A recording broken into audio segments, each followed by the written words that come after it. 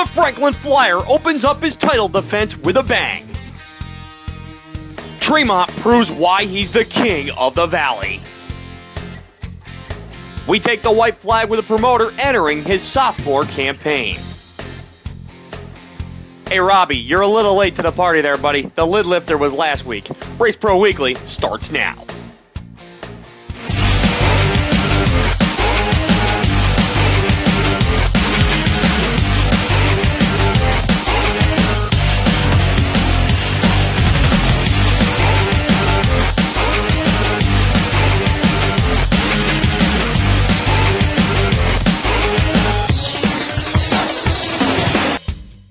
Hello and welcome to our second episode of Race Pro Weekly for the 2015 season. I'm your host, Mike Warren. Last season at the World Finals, Billy Decker brought home the 2014 Super DIRTcar Series Championship. With this year opening up on his home track, will he be primed to get back to victory lane? Lightning Larry White getting a couple laps in during time trials. As the four-wide salute to the fans, we get the 2015 Super DIRTcar Series up in action, and would be Super Matt Shepard leading the field to the green in the Highbank Hold Up at the Fulton Speedway. Early, he would be challenged by the driver of the number 51 of Stuart Friesen, as he would push to the inside lane as many cars would be on the move in the early going. Friesen would look to hold off Jimmy Phelps and Larry White in the early going of this event, as they would put on a battle, high side, low side, almost three wide as they come down the front straightaway. Friesen desperately holding on to that number 2 spot as Larry White and Jimmy Phelps continued to give them all they could handle. They'd go three wide as they approach lap traffic, as now Matt Shepard would have the two behind him start to challenge him a little bit, as Shepard would look to hold on as Friesen and White still right there behind him. Friesen would dig low underneath him, and now Billy Decker would join the fray as he'd move into the top three for the first time. Billy Decker would look to go underneath the 99L of Larry White, as now Decker would look to split them both, as White would take the lead for the time being. Then Decker, right in the middle of both of them, decides to go right in front of them, as he would look to take the race lead, and off the corner this time he would have it. Billy Decker would be your new race leader. Take a look at this one. Tim Sears Jr. makes contact with the implement tire on the inside of turn number 1 and flips the car. He would be okay, but a wild ride for the driver of the 83X machine. Off of the restart, Timmy Mack, Kerry Terrence, and the 27J of Danny Johnson on the move, as the doctor, of course, looking to make something happen, trying to make a house call at the Fulton Speedway. During that race, trouble would then ensue on the 51 of Friesen as he would slow, ending his night. Jimmy Phelps and Danny Johnson would continue to put on a battle as caution would come out for the 99L of Larry White as he slowed, but it would all be behind Billy Decker as the Franklin Flyer opens up his title defense with a victory at Fulton. It was a good race, come from deep in the field. There was a lot of passing. I know the doctor had to come from a ways, and Matt was shuffling back and forth, so just a great place to race. Billy Decker would pick up the victory. Matt Shepard would hold up in second, Danny Johnson third, Jimmy Phelps fourth, and Tim Fuller would round out the top 5. Other winners in the DIRTcar Sportsman Series event, it would be Brad Rouse picking up the victory, and the novice Sportsman winner held over from the Outlaw 200 weekend would go to Kevin Root. Last season at Lebanon Valley, Brett Hearn and J.R. Hefner put on a battle for the 2014 point championship. With show-up points on the line due to the Super DIRTcar Series and the absence of Brett for the same reason, who would be the one to step up and pick up the opening night win?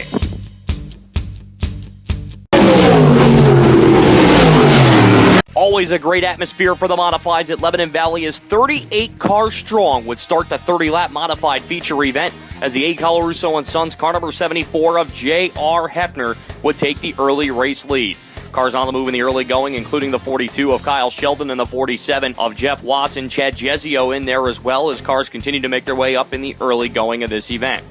With 38 cars starting, lap traffic was a factor early as J.R. Hefner and the 115 of Kenny Tremont get through no problem, and then Tremont would set his sights on the race lead as he'd push to the inside, slide right up in front of Hefner coming out of turn number 4, and he would take the race lead as Tremont had gone to the front.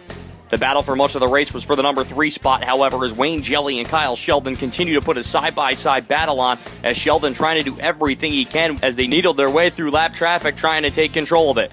But at the front of the field, it was all Kenny Tremont as the King of the Valley picks up the win on opening night. Really ran well. This first night we didn't get a chance to run in warm-ups at all, the previous 2 weeks. So right now, real good, but, it's a long season. Everybody's going to get a chance to tune their car. I just hope we can keep it up for the rest of the year and, run as good or half as good as tonight. Kenny Tremont picks up the victory. J.R. Hefner would come home in second, Wayne Jelly third, Kyle Sheldon fourth, and Eddie Marshall would round out the top five. Can you golf? Mike Warren can't, but he wanted to be on the team this year, so we can use all the help we can get. Hey now! You and a friend can make our team better. Email us at show@raceproweekly.com, and you never know, you might be joining us at the Mohawk River Country Club on May 14th. Coming up on Race Pro Weekly, with Stuart Friesen racing at Fulton, who would step up and grab a win at the Track of Champions? Also, we take a trip back to the Super DIRTcar Series to see the driver's reaction of the Highbank Hold Up. It's all next on Race Pro Weekly. Reputable. Reliable. Results. That's what you get when you call Rick and the professionals at RCT Roofing. Quality service at fair prices. RCT gets the job done. Just like Nick Stone and the RCT Pro Stock. RCT Roofing, we've got you covered. It's not something you choose, it chooses you. It's something you're born with. It's a passion that consumes you. Being an outlaw is not for the weak. Being an outlaw is in your blood. Only an outlaw can survive a grueling 90-race schedule. 40,000 miles on the road, going from track to track. It's not about being posse or all-star. It's about being an outlaw. Only the best can call themselves outlaws. I'm Darren Pittman, World of Outlaws STP Sprint Car driver, and I'm an outlaw. There's only one place in the capital region for you to get the full racing action. Stop down at the Bobco video booth at the track or call 518-399-0937. Bobco Racing Video, the next best thing to being there.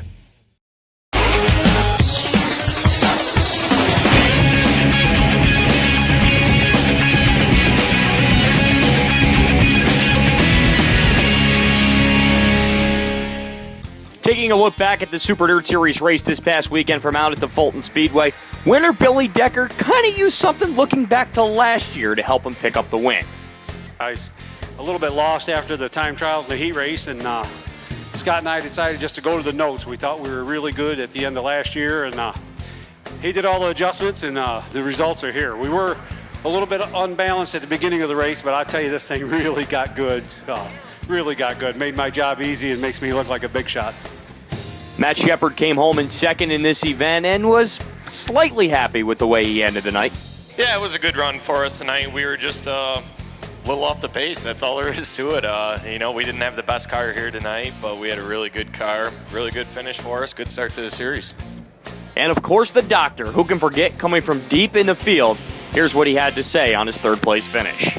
Tell you, the track was really great, man. These guys do a great job here, and we're ecstatic to just getting the show, because we didn't. I thought we were gonna have to go home without qualifying today, but again, we got in by the skin of our teeth, and ended up again here on a podium finish, which was pretty awesome. At the Fonda Speedway, of course, it's been Stuart Friesen from the get-go in 2015, picking up the opening night victory. With Friesen not in attendance due to the Super DIRTcar Series race, would it be time for the old guard to come back and take a win?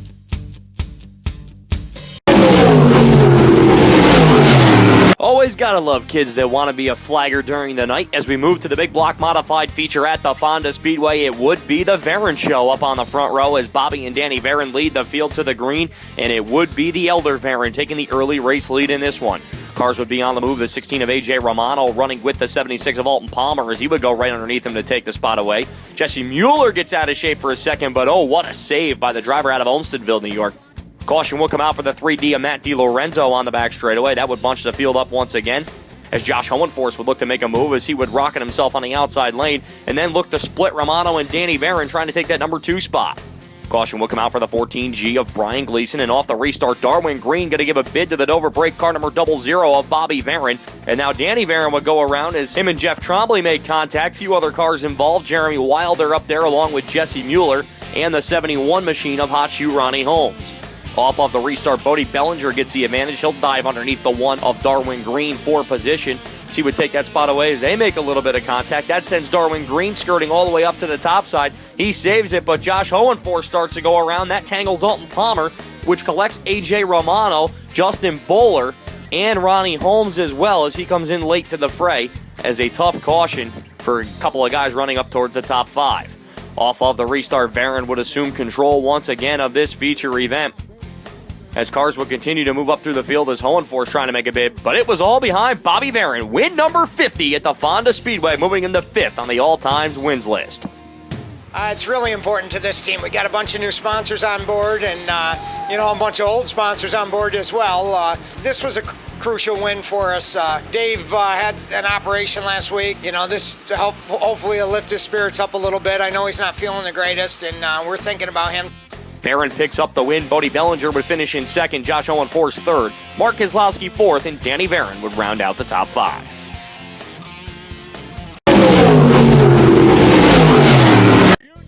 Frank Horde Jr. would be the one to lead the field to the green in the 20-lap Sportsman feature event, but right away he would be split by John Virgilio and Michael Sabia, as Virgilio would take the early race lead. Michael Sabia looking to run him down. His car's on the move right behind him. You see the 33 of Cody Oaks trying to make his way up through the field. Around the 21 of Zeb Catlin. Meanwhile, the 53 machine of Whitey Slavin looking to make his way into the top 5. He would, as well as Ricky Davis, who has to avoid Chris Curtis, and Jim Boardman just couldn't do it as he goes up and over in turn number 2, bringing out the caution. Off of the restart, the field would bunch up a little bit. Now as Matt Papa on the outside lane would go around Whitey Slavin for the position. 3-wide battle midway through the pack as well. But now Virgilio still holding on to that top spot as Slavin would get right back by Papa for the time being. Papa would eventually get that spot back, however, as he would get underneath the 7 machine of Michael Sabia. He'd take the number 2 spot away with a slide job off of turn number 4 and then set his sights on race leader John Virgilio. Papa would give him everything he could handle in the closing laps, but it would be Virgilio taking home the opening night win in the Sportsman division at the Valley. John Virgilio would grab the victory. Matt Papa would finish in 2nd, Michael Sabia 3rd, Whitey Slavin 4th, and Frank Orr Jr. would round out the top 5. It's now time for this week's Facebook fan poll question. What is your favorite memory from the Syracuse Mile? Log on to our Facebook page at facebook.com/RaceProWeekly to cast your answer. Let's take a look at some of the answers from last week's question, which was, what do you feel is a good time for racing to start? Alfred Cole says, tough call. Some years you get weather like a few years ago when it was really warm. This year was a bad winter with below 0 temps for so long, putting a lot of frost in the ground. Unpredictable northeast weather. Ken Novak says to schedule for the first week in April. You can always cancel. Brett Horlocker thinks starting mid-April is a great idea, but it should be based upon the weather, if the early events should be run. The tracks have a tough job and nobody is ever happy. And Gail Chris says, the weather around here is just too fickle, so we need to go for early April and hope Mother Nature cooperates, but prepare ourselves for the possibility of cancellations. When we come back, we take a look at some more action around the tracks, including the first CRSA race of the season, right here on Race Pro Weekly.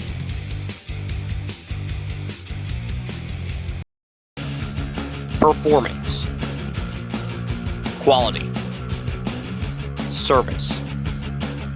That's DMC Racing Products. Hundreds of name brand parts, competitive prices. That's DMC. DMC Racing Products, race to win.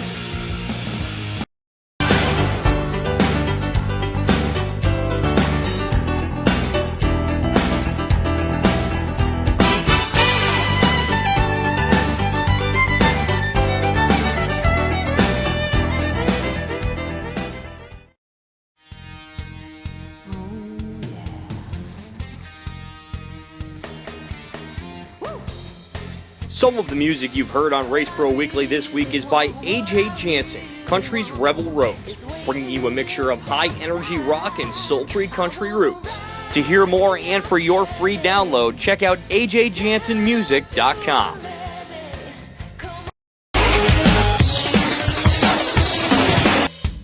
Last week, Nick Stone dominated the King of Dirt Series feature event at Fonda, and with the points opening up, would it be time for the Manimal to strike once again?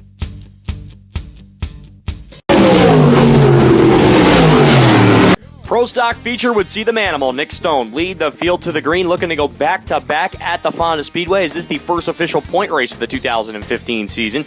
Jay Casey in the 322 will go underneath Luke Horning to try to take the race lead away, and he'd slide up in front of Nick Stone as well, as he would be your race leader. Cousin Luke would come back on the inside lane, though, to keep this battle going, and then they'd go 3 wide down the back straightaway with Walt Brownell lurking just behind him. Stone and Horning would split. Casey on the move, as now Horning would take the race lead, and then Walt Brownell would get ahead of steam down the back straightaway, and he would take the inside lane and take the race lead away from Horning. Pete Broderson would be on the move as you see him go by the 94 of Tommy Denton for position, as Brownell would continue to lead this one, and Nick Stone would go around up in between turn number 1 and 2, as that would bring out the caution on the RCT roofing machine. Off of the restart, it would be Walt Brownell taking the lead back once again. As he would look to hold on, Horning would get him back, but then Brownell would slide right underneath him to take the lead away once again. Now here comes cousin Luke Horning. He slides up and makes contact with Brownell. That allows Broderson to get ahead of steam as he'd take the number 2 spot away. Broderson, meanwhile, now working on Brownell once again as he would go to the outside lane. Final time off a corner number 4. Checkered flag would be out, and it would be Pete Broderson off the corner on the last lap, picking up the win. Broderson would grab his first win of 2015. Walt Brownell would finish in second. Jason Casey third. Tommy Denton fourth. And Kenny Martin Jr. would round out the top 5. Other winners on the night, Chris Schaefer picking up the win in the Sportsman, and Dave Horning Sr. going back-to-back in the Street Stocks. The New York State Stock Car Association banquet held all the way back at the end of January, where we gave out our Performer of the Year award to the Jersey Jet Brett Hearn. And pretty good-looking guy that gave that award out, I must say. We'd love to thank Nisco for having us be a part of the show, as it's always a good time when we get together at the end of January.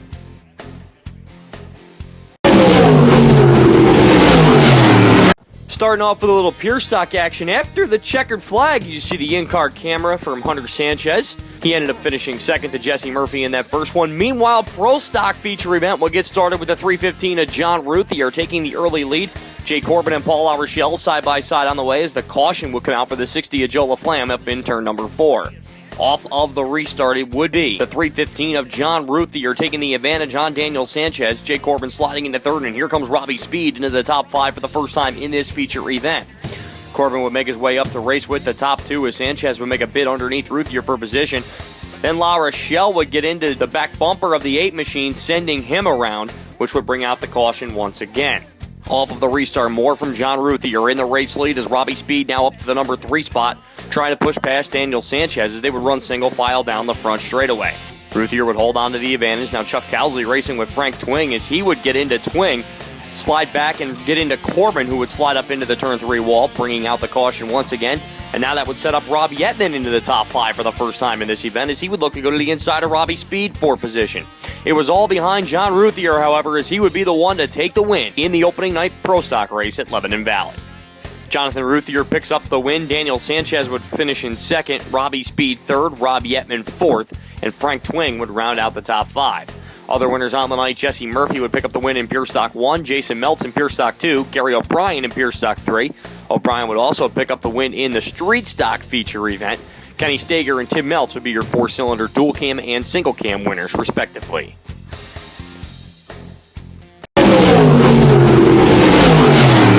The CRSA Sprint Tour opening up their 2015 season at the Track of Champions, as things would get started with Chad King and Casey Williams bringing the field to the green. In this feature event, King would take the early lead in that number 24 machine as they head through turn number 3 and 4. Cars on the move. Warren Alexson trying to get up through the field as him and Thomas Radevoy made contact on the back straightaway, as that would bring out the caution. As you see, Alexson would be getting towed into the pit area along with Radevoy as well. Off of the restart now, Williams going to move to the outside lane. He'll take the lead on Chad King, as he will be your new race leader, just going right around that outside lane. Now King will have a little bit of pressure coming behind him, as all of a sudden, it would be Jordan Thomas in the 79 machine taking the move to the outside to take the lead away.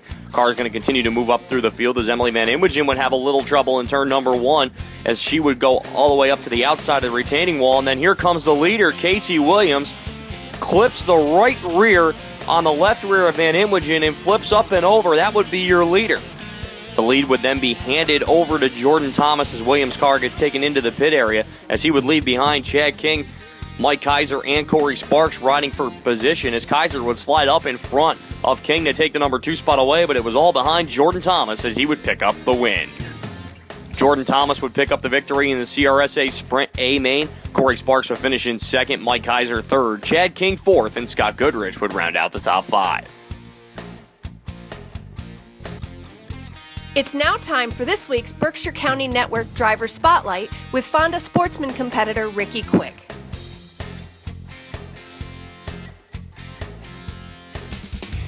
Coming up, we take the white flag on this week's show and give out our Performer of the Week. Keep it locked in to Race Pro Weekly.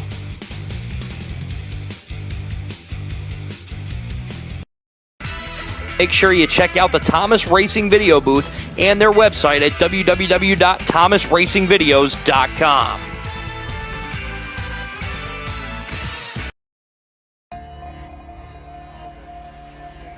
Out here,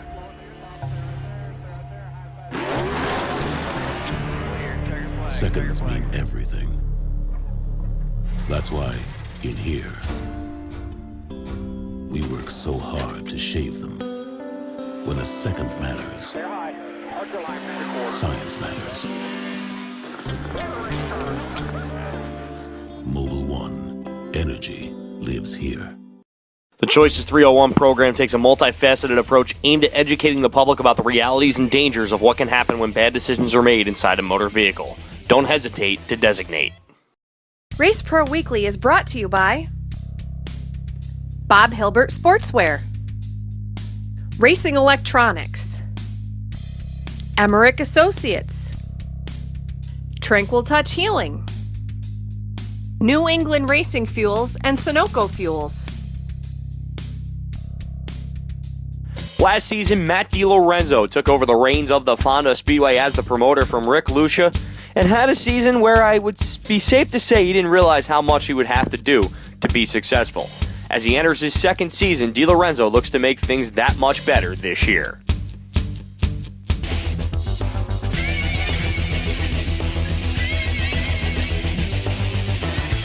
Andrew Biedick here with Matty DiLorenzo. Matty, how would you rate your first year as a promoter last year?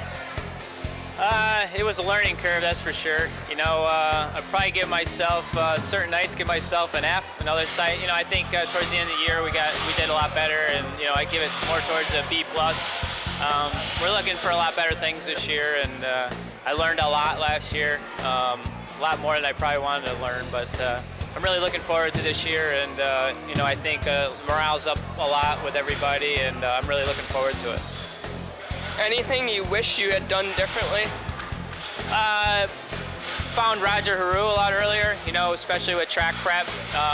You know, I think if Roger's helped me out in the beginning of the year, I think I would have had a lot less headaches. But that'd probably be the only thing. What are some of the big events on the schedule at Fonda this year? Well, I think one of the biggest thing is King of Dirt for the Sportsman and the Pro Stocks. You know, they're a support division, and they really haven't been in the limelight, and I think it's going to help them, you know, with their sponsors, and working with Albany, Saratoga, and Lebanon Valley, and doing that series for those guys. I think that's going to be really big this year. We're running the World of Outlaw late models in June.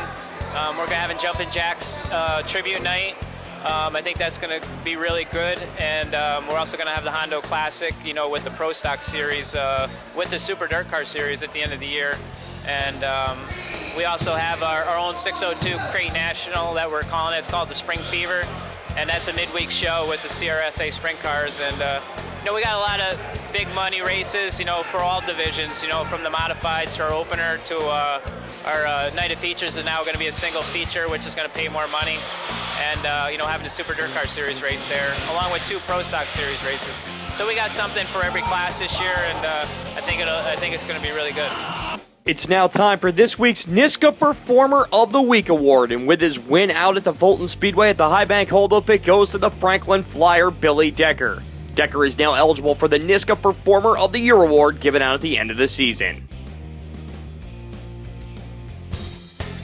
That's all for this week's show. For the latest news, results, and photos, check out Race Pro Weekly online at www.raceproweekly.com, and be sure to follow us on Facebook, Twitter, YouTube, and Instagram. So for myself, Matt Knowles, Bobby Chalmers, Fast Eddie, Scott Morlock, Amber Chalmers, Dave D'Alessandro, and everyone that helps put Race Pro Weekly together, thank you for watching this week's episode, and we'll see you next time.